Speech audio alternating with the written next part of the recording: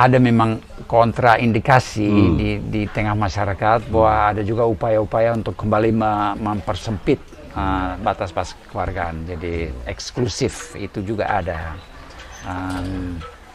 Dan saya kira kita harus menilai upaya-upaya yang berasal dari bawah, apakah sifatnya inklusif, artinya merangkul semua orang, atau justru cenderung eksklusif.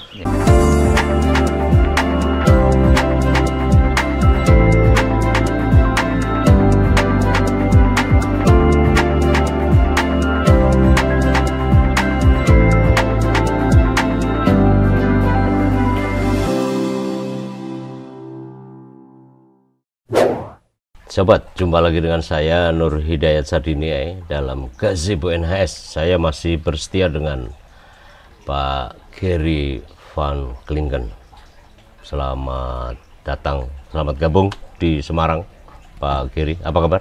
Terima kasih Pak NS, kabar baik dan tetap sehat karena Semarang begitu ramah. Iya. Pak Gary, concernnya Pak Gary yang paling saya lihat adalah, paling nggak dari buku ini, keluargaan. Iya. Pak Gary mengartikan keluargaan apaan sih?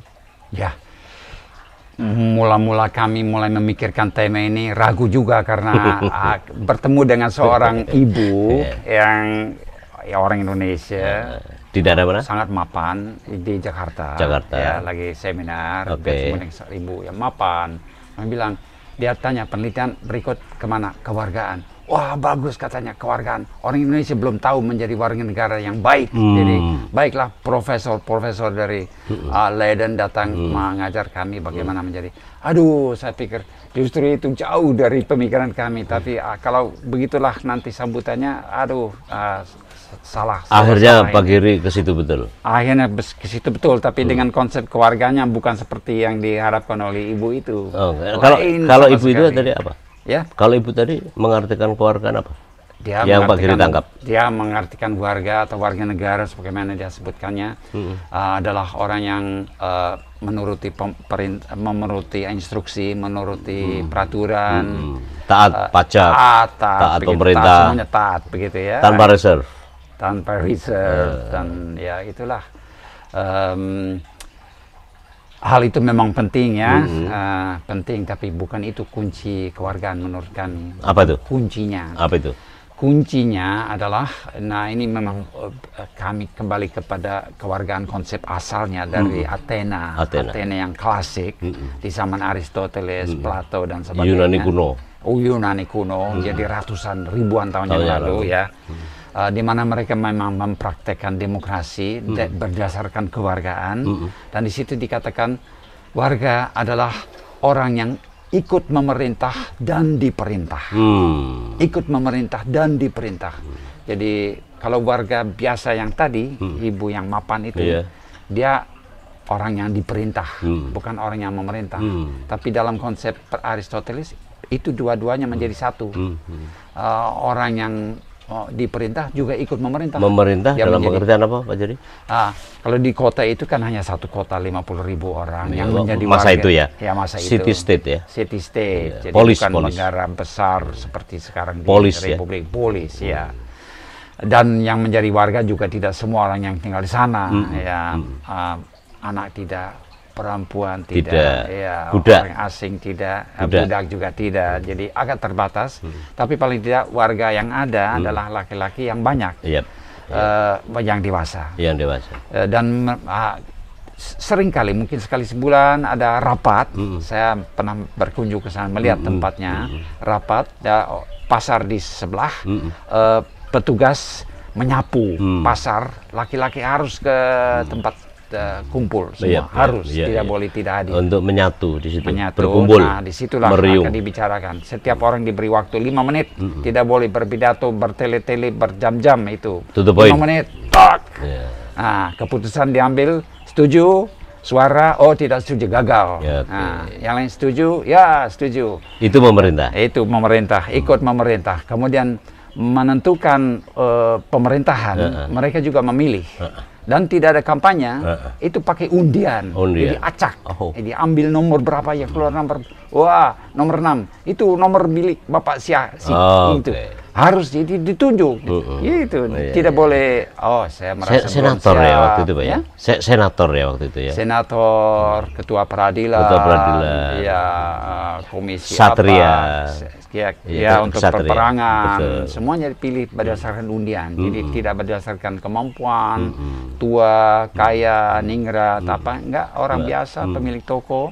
3 bulan, 6 bulan, terus diganti lagi. Jangan lama-lama nanti mendapat teman banyak, jadi korupsi juga. Iya, jadi mapan. Jadi itulah konsep yang ideal dan Pemerintah. itu bisa juga diartikan, ditafsirkan. Kalau diperintah berarti sebagai pasif warga negara. Diperintah dalam arti dia itu juga harus menaati kan, peraturan yang sudah disepakati bersama ditaati. Jangan sekali diambil keputusan lalu dia sendiri yang berontak itu tidak boleh. Nggak sesuai dengan kesepakatan. Nggak baik. Dituangkan dalam konstitusi. Ya. Iya, antara dua pihak, antara pemerintah dan yang diperintah. Itu satu orang yang sama. Orang yang sama. Iya, itu warga namanya. Warga. Iya, jadi itu bisa kalau Indonesia bukan polis ya. Oke, pasti. Ya, mungkin bisa juga diterapkan di sebuah kota kayak nilai-nilainya. Tahu lah bagaimana ya. Di mana saling kenal dan sebagainya. Indonesia lebih besar sehingga pakai perwakilan menjadi itulah munculnya demokrasi perwakilan ya. Demokrasi perwakilan menjadi lebih rumit, tapi prinsipnya masih bisa diterapkan sekarang. Nilainya nilainya di mana orang ikut berpartisipasi di dalam pengambilan keputusan, bersuara dengan cara apapun. Itu bisa. Jadi kami menjadi tarik dan kami melihat Republik Indonesia yang dibangkitkan melalui proklamasi lalu revolusi itu konsep dasarnya seperti itu, intinya seperti itu, partisipasi, keterlibatan warga dalam pemerintahan dalam pemerintah dan yang perintah tadi dan pemerintah itu tidak hanya pemerintah di Jakarta, bisa sampai ke kampung, lokal sampai ke bawah ya, desa, kampung. Kalau gitu kan sekarang jauh lebih kompleks Pak. Kompleks. Negara kota enggak mungkin lagi lah, karena populasi terkecil di Indonesia saja seperti Kota Madya, kota sekarang atau Kota Madya dulu istilahnya, itu tetap aja pasti lebih dari 2.000, pasti lebih dari 2.000. Kadang-kadang dalam satu daerah itu 15.000, pasti kan 200.000 sampai dan seterusnya. Yang pasti konsep itu kan tidak mungkin Pak, karena itu kan direct demokrasi ya, demokrasi langsung. Nah, saya akan beranjak dari situ Pak Giri, bahwa itu dia kerudung-kerudung yang mana ya? Manis juga. Manis ya. Nah, kan di dalam setiap negara selalu ada 3 komponen Pak ya, 3 unsur yang besar. Pertama adalah state power ya, kekuatan negara. Yang kedua adalah society power. Yang ketiga adalah sektor usaha, private sector. Ya. Nah, kalau konsep kewargaan yang sekarang di Indonesia ada state, ya pemerintah, aparatus dan seterusnya, lalu adalah private sector, konglomerasi, badan usaha, usaha kecil di situ, lalu yang terakhir adalah society. Dari 3 itu, apakah bagaimana formasi yang Pak Giri lihat? Ya, kewargaan yang dimaksud di Yunani kuno adalah demi kebaikan seluruh warga. Jadi tidak ada demi kebaikan sektor tertentu, dan setiap sektor itu dianggap berhubungan satu dengan yang lainnya. Jadi sektor ekonomi, sektor usaha itu tidak berdiri sendiri, itu menjadi bagian juga dari masyarakat. Saya kira kita di dunia modern ini salah langkah kalau kita menganggap, kita biasa bicara ekonomi, seolah-olah ekonomi adalah sebuah bidang yang tersendiri, yang mempunyai aturan sendiri, punya ilmu tersendiri gitu ya, lepas dari bumi, lepas dari masyarakat begitu. Sehingga dan semua mengabdi, jadi termasuk pimpinan pemerintah sekarang sepertinya mengabdi kepada ekonomi. Itu dilihat sudah angka pertumbuhannya berapa berhasil tidak naik turun atau bagaimana itu ya, seolah-olah hanya itulah yang penting. Saya belum lama ini berkunjung ke Roma. Ya, Roma yang klasik. Di luar Roma ada pelabuhan yang namanya Ostia. Yang juga merupakan republik dulu, dengan model mirip-mirip dengan Romawi kuno, Pak ya. Ya, mirip-mirip dengan sistem yang dibicarakan di Yunani kuno. Tapi dan ini adalah pelabuhan besar, jadi pusat ekonomi yang sangat bermakna. Saya lihat ini layout jadi kota itu tata bagaimana, kotanya. ya tata kota itu, tata ruangnya di sana bagaimana. Yang nampak adalah gedung-gedung yang besar adalah gedung yang menyangkut masyarakat dan negara, kewargaan. Terus wilayah pelabuhan ada daerah untuk perusahaan-perusahaan yang perkapalan yang mereka mendatangkan gandum dari Mesir, olive dari apa namanya itu sekitar Italia, dari Italia atau dari negara lain, dari Spanyol juga ada, dan lain-lain, minyak, ya, macam ikan gitu ya. Tapi mereka punya wilayah di samping, jadi mereka tidak ditonjolkan, indah, dibuat indah dengan mosaik yang bagus dengan ikan lumba-lumba, lalu gambar kapal, dan disitulah uang itu dihasilkan. Jadi uang diproduksi, tapi tidak dibuat sangat sentral, tidak ada gedung-gedung megah, jadi tidak ada pencakar langit seperti sekarang ini. Jadi masih sederhana. Perhatiannya adalah di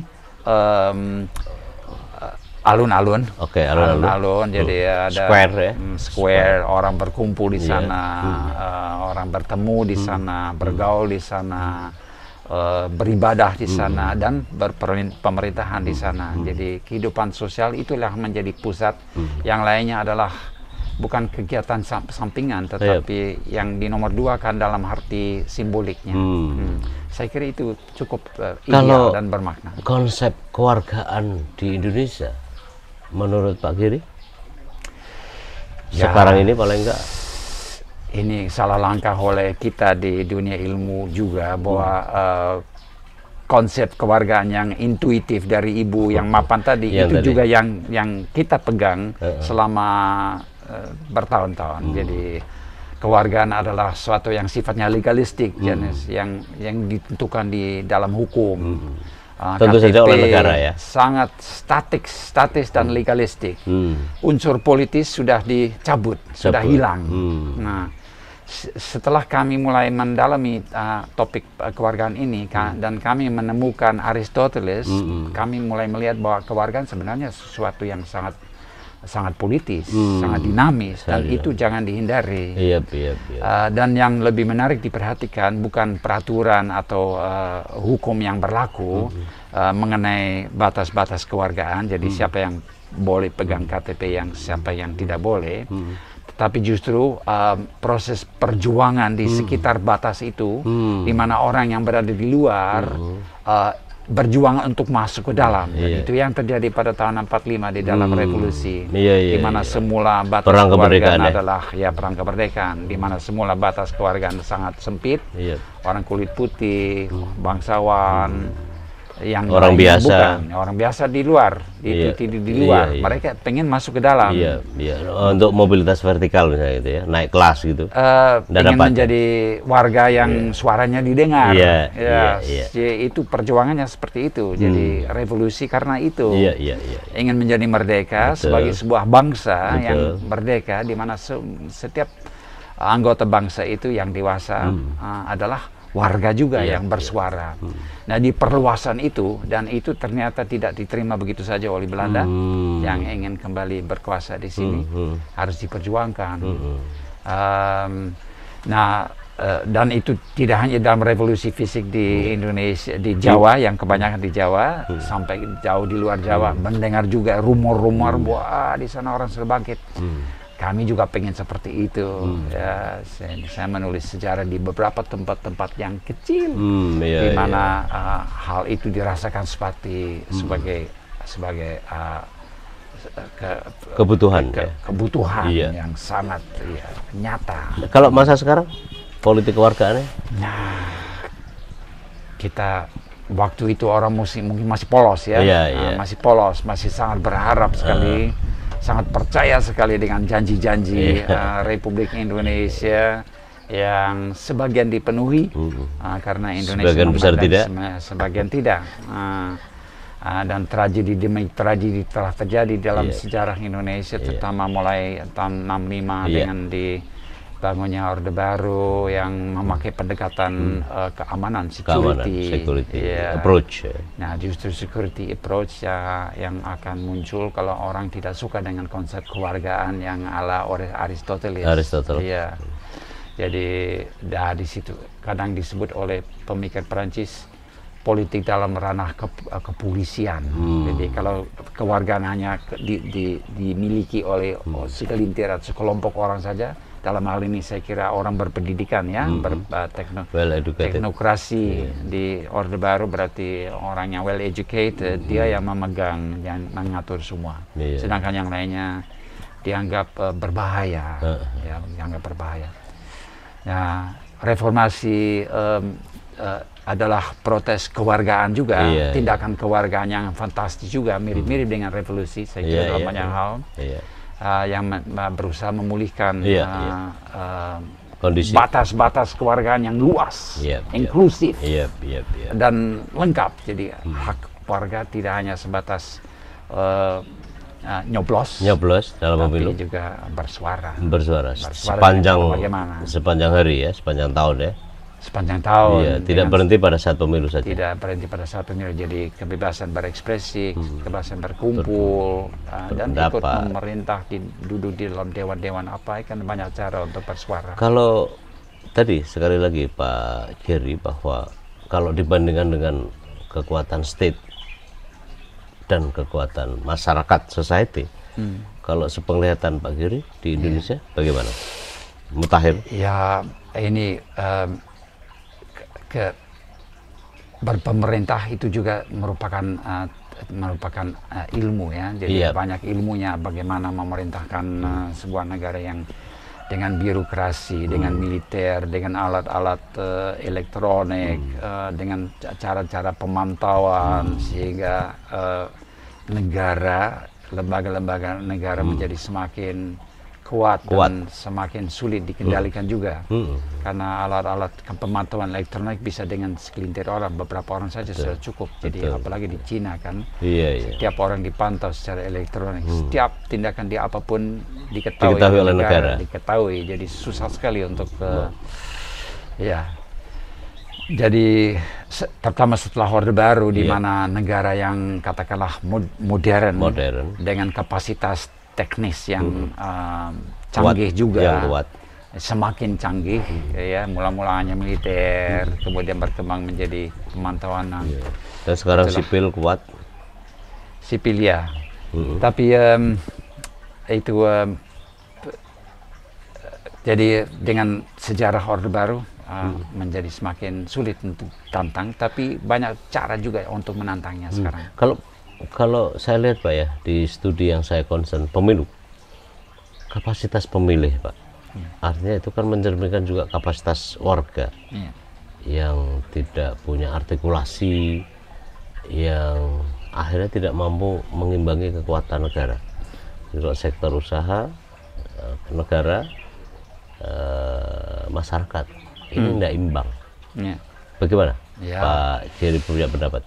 Ya, sistem perwakilan yang dibangun dengan partai memang ada, tetapi partai tidak banyak menyuarakan program. Hampir tidak ada program. Jadi orang cenderung memilih perorangan. Oh, cocok nggak perorangan ini? Lalu di mana jaminan nanti orang itu akan berbuat sesuatu yang bermakna bagi saya? Jadi dia pengaruhnya sedikit. Nah, dulu ada partai di mana orang bayar iuran. Sekarang jadi milik dia. Sekarang jarang lah. Jarang. Kecuali juga dari kartel juga. Karena kita kan ambil dari malah keuangan negara. Ya, malah pemilu yang diberi uang. Itu dia. Nah, kan kalau lihat semua yang terjadi itu kan karena emang kondisi masyarakat lemah, Pak. Ya pertama-tama tadi daya belinya memang lagi rendah ya. Apalagi pasca Covid. pandemi kan, itu juga lemah. Padahal menghadapi pemilu kan orang harus berdaya. Di pilkada terakhir tahun 2020, ya politik uang juga masih jadi favorit. Gimana? Saya kira oleh masyarakat harus lebih giat bertanya kepada calon-calon program apa kalian batubara ini menjadi masalah tidak? Bagaimana perhatiannya? Karena batubara merusak iklim. Soal lingkungan yang lainnya, ekologi. Ada nggak ekologi? Ada nggak pendirian di situ? Soal bahaya kebakaran hutan itu penting tidak? Soal kapal ikan pukat yang merusak perikanan buat nelayan kecil itu menjadi perhatian tidak? Soal perusahaan asing yang membangun supermarket di kota kecil itu menjadi perhatian tidak? Dan masih banyak lagi soal kesehatan. Kesehatan ada kartu-kartu kesehatan. Harusnya itu jadi pertanyaan buat legislator, Pak ya, caleg ya. Caleg barangkali ya, pasti ya ditanya dan supaya perdebatannya substantif. Jadi, bermutu ya. Bermutu dan ditanyakan, jangan sampai wawancara yang terlalu enak. Wawancara yang keras, sedikit kritis. Ya. Kalau gitu Pak Geri memandang dengan kondisi itu masih lemah begitu, bagaimana dengan pemilu 2024 misalnya? Ini ada satu saran yang barangkali bisa diterapkan untuk pemilu 2024. Dirikan sebuah yang disebut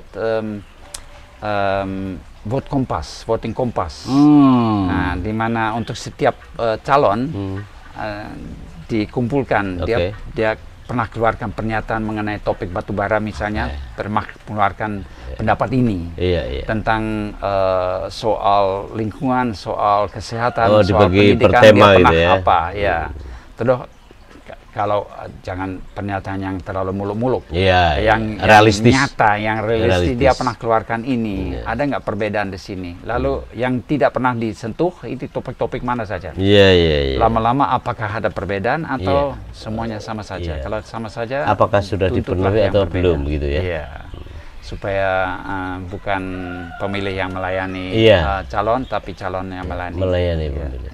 Nah itu kan saya melihat memang pemilu 2024 itu tetap aja agak rentan terhadap politik uang. Oleh karena tadi formasinya itu Pak, semua itu penguasaan terhadap elit itu begitu tinggi. Sementara kekuatan rakyat hanya menggantung pada kekuatan negara.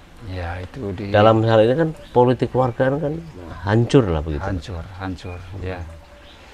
Gimana? Saya kira kita masih alergi juga dengan yang disebut kekacauan dari revolusi, karena kewargaan yang kami pikir autentik itu kadang-kadang ada juga kekacauan dan itu harus bisa diterima.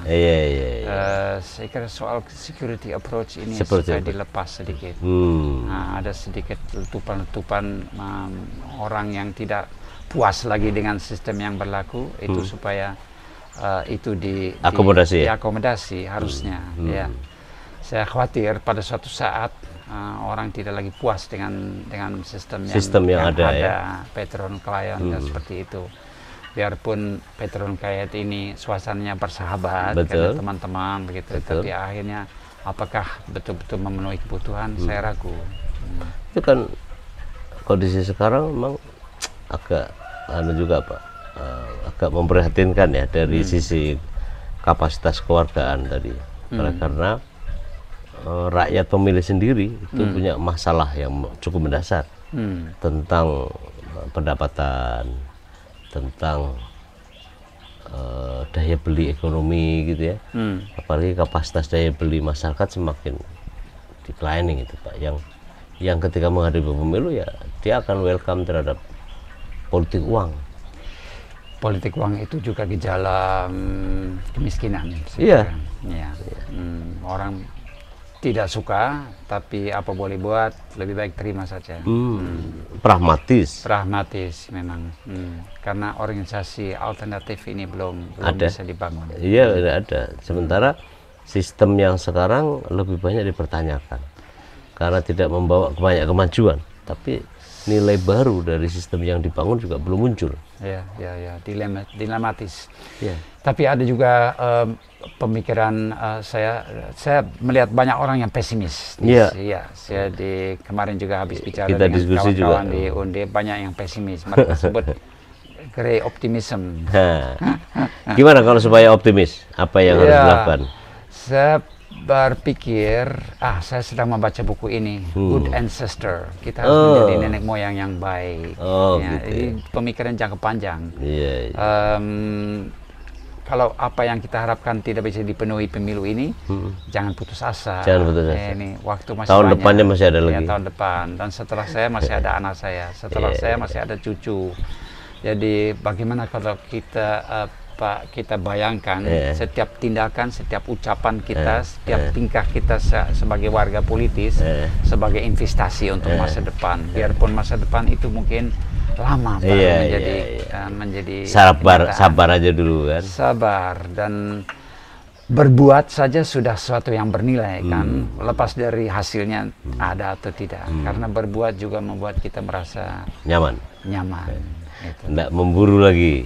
Iya. Nah, apa saran Pak Geri misalnya supaya pemilu itu dengan konstruksi kewargaan yang tepat, apa yang harus dilakukan?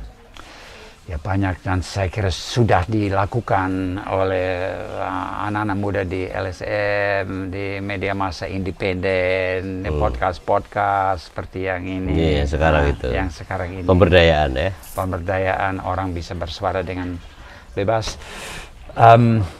Ada memang kontraindikasi di tengah masyarakat bahwa ada juga upaya-upaya untuk kembali mempersempit batas-batas kewargaan, jadi eksklusif itu juga ada.